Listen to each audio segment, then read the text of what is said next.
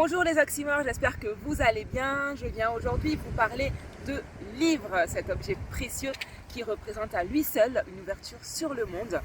Et je viens plus précisément vous parler de manga.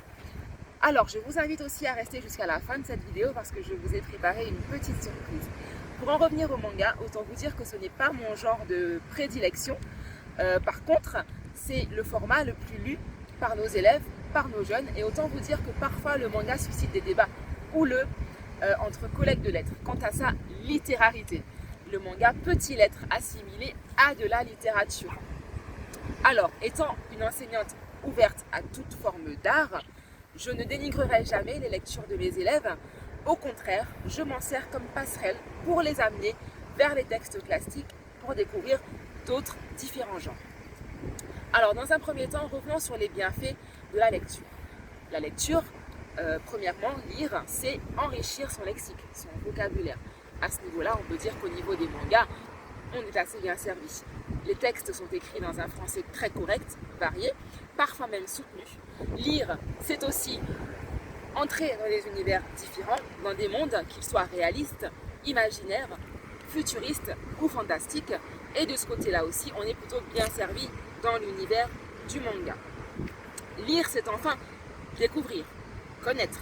Et pour cela, les mangas ont plusieurs domaines différents qui vont vous apporter des explications, des informations sur des métiers, des événements, des monuments. Donc de ce côté-là aussi, on peut dire que le manga répond aux exigences de la lecture. Enfin, lire, pour nous enseignants, c'est transmettre le patrimoine littéraire français.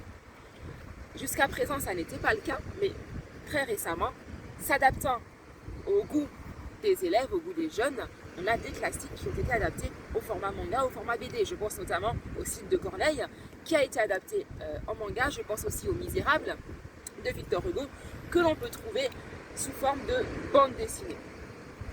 Alors, partant de ce postulat-là, je viens aujourd'hui vous présenter deux mangas. Deux mangas que j'ai lus, que j'ai choisis, et qui vont tourner autour de l'univers littéraire. Alors le manga, ça a été aussi l'occasion de me rapprocher de l'univers de mon fils adolescent qui est consommateur également de ce genre de format-là. Et j'ai envie de vous dire que le filon du manga, c'est assez lucratif parce qu'en fait mon fils, je lui achète un tome le lundi. Le mardi, il faut déjà le deuxième parce qu'il l'a torché en 1 heure. À 8 € le manga, ça fait un sacré budget. Alors quand il a fini un tome et qu'il vient me voir, je lui dis maintenant tu me prends un crayon et tu me soulignes toutes les subordonnées que tu vois dans le texte. Ça va, j'en ai pour un petit moment avant de racheter un deuxième tome. Alors, j'enchaîne sur les mangas que je suis venue vous présenter aujourd'hui. Le premier manga que j'ai choisi pour vous, donc je vous dis, ce sera sur l'univers littéraire, forcément. Il s'agit de Shimbosho, qui est un manga qui met en scène trois sœurs qui reprennent un petit peu, malgré elles, la bibliothèque léguée par leur grand-père. Trois sœurs très hautes en couleur qui vont chacune apporter leur quotidien et qui vont, dans ce brassage, nous faire connaître, découvrir le milieu du livre, et plus précisément des bouquinistes et le travail qui en découle, qu'il soit pratique ou financier. Tout ce que ça représente financièrement de tenir une librairie et toutes les procédures qu'il faut pour acquérir des livres par exemple. Alors c'est un genre réaliste, on suit l'avancée de ces trois sœurs avec chacune leurs défauts, leurs vices, leur caractère. Et ce qui est intéressant dans ce livre, donc Shimbosho, pour l'information, c'est une ville qui se situe à Tokyo, qui est connue comme étant le quartier latin de Tokyo, dans lequel on trouve des librairies d'occasion. Et c'est exactement le thème de ce livre-là, sous fond d'histoire d'amour.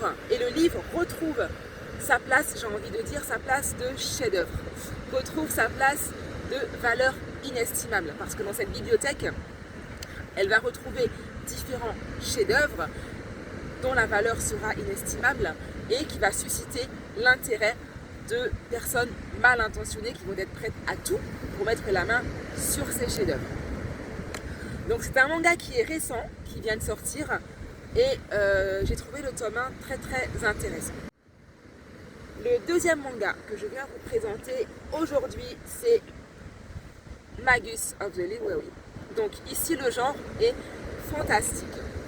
Autant vous dire que a priori j'aurais cru que Shimbosho, le genre réaliste m'aurait plus convenu parce que c'est pas trop mon univers le fantastique, mais j'ai été très agréablement surprise par ce manga là.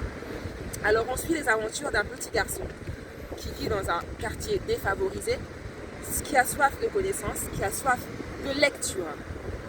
Et je vais vous lire le résumé parce qu'il parle de lui-même et j'estime qu'il représente à la perfection ce manga. Le livre, une source de savoir, une accumulation de signes chargés de sens, un précieux héritage qui relie passé et futur. C'est un mage qui me l'a dit un jour.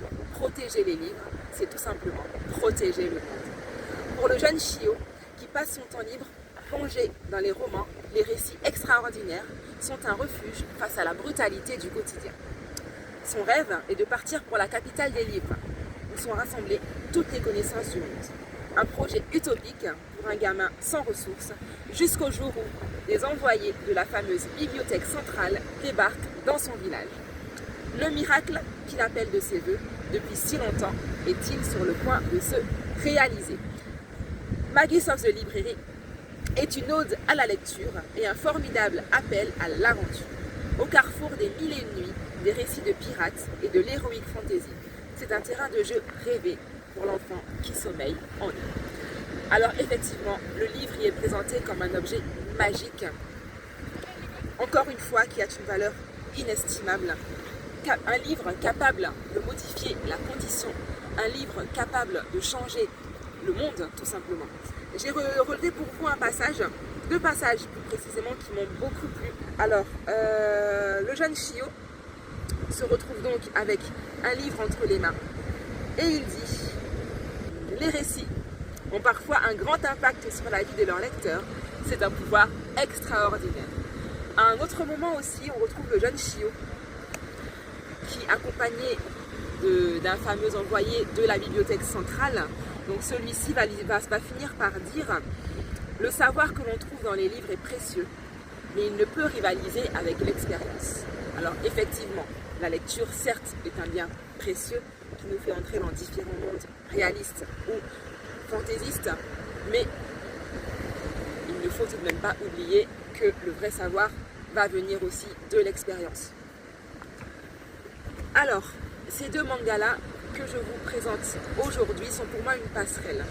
On est dans l'univers littéraire, une passerelle pour vous orienter vers des livres plus classiques. Donc après avoir parlé de Magus of the Library, qui pour moi est une magnifique incitation à la lecture, qui pour moi présente le livre comme une expérience personnelle, enrichissante, salvatrice, à consommer sans modération, je fais maintenant le biais avec un format plus classique, un format qui me correspond plus et que j'apprécie aussi, un roman, celui de Ray Bradbury, Fahrenheit 451. Alors, Fahrenheit 451, il faut savoir pour la petite histoire que le titre représente la température à partir de laquelle un livre va se consumer. Et c'est tout l'enjeu de cette histoire, de ce récit d'anticipation, de ce récit futuriste, dans lequel on est plongé dans un monde futur où lire est un crime. On va donc assister au travail du personnage principal qui est pompier dans ce monde futuriste et qui est chargé justement de brûler tous les livres qu'il voit jusqu'au jour où il en lit un. Et là, tout change. Il remet en cause son travail, il remet en cause ses principes et son histoire bascule. Pareil, Ray Bradbury, c'est une ode à la lecture, une ode à ce que renferme un livre, à savoir la connaissance, une ode aussi à la mémoire, mais surtout une critique à parfois la censure. Alors, je termine par ce livre-là, L'étranger de Camus, grand classique de la littérature française qui a été adapté en bande dessinée. Donc c'est un bon moyen de découvrir un classique de notre littérature dans un format plus ludique, plaisant, mais qui conserve le texte original. La petite surprise enfin dont je vous parlais en début de cette vidéo, c'est qu'aujourd'hui, je me propose de vous faire gagner les livres que je viens de vous présenter, à savoir le manga Shimbosho, le manga Magus of the Library, le livre Fahrenheit 451 de Ray Bradbury et enfin L'étranger de Camus en format BD. Pour cela, il va vous falloir participer à un petit jeu, il va vous falloir répondre à une question. Je vous mettrai en commentaire de cette vidéo et sur ma page Facebook une image. Et cette image-là, je vous demanderai de me retrouver une métaphore qu'il a décrite. Je ne vous en dis pas plus, je vous invite sur ma page Facebook et en commentaire de cette vidéo. Je vous remercie pour votre écoute et je vous dis à très bientôt les oxymores. Moi, je vais profiter de ce cadre et quel beau cadre, encore une fois, que pour lire, je vais m'adonner à mes deux passions, à deux de mes passions, parce que la première, c'est mes enfants, l'océan et la lecture, ou la lecture et l'océan. Je ne sais pas lequel des deux j'aime le plus, l'océan ou la lecture de l'océan, ou l'océan de la lecture. C'est compliqué, parce que la lecture est un océan, on y trouve un monde infini, varié. L'océan se lit, l'océan s'écrit. Alors, je vais m'adonner à la lectocéan. Je fais un néologisme. Néologisme, c'est la création d'un nouveau mot. Je vous laisse et je pars faire de la lectocéan. Au revoir.